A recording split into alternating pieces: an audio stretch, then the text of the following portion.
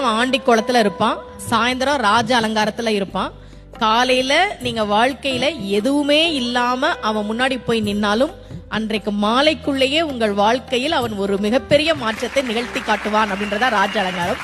இந்த பழனிய பத்தி சொல்லணும். தமிழ்நாட்டுல முதல்ல ஒரு கோவில்ல தங்கத்தேர் வந்ததுன்னா அது பழனியில தான். அதை உருவாக்கியவர் ஒரு தனி நபர்.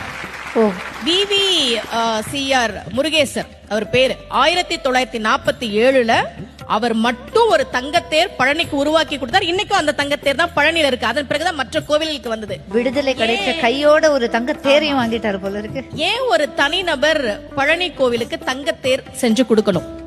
அவருக்கு ரொம்ப வருஷமா குழந்தை இல்ல. முருகன் கிட்ட, பழனி முருகன் கிட்ட மனமுருகி வேண்டார். இரட்டை ஆண் குழந்தை பிறந்ததால் நன்றி கடனாக அதை கொடுத்தார். அப்போ முருகன் கிட்ட நாம ஒரு விஷயம் கேட்டா கேட்டதை விட அதிகமாக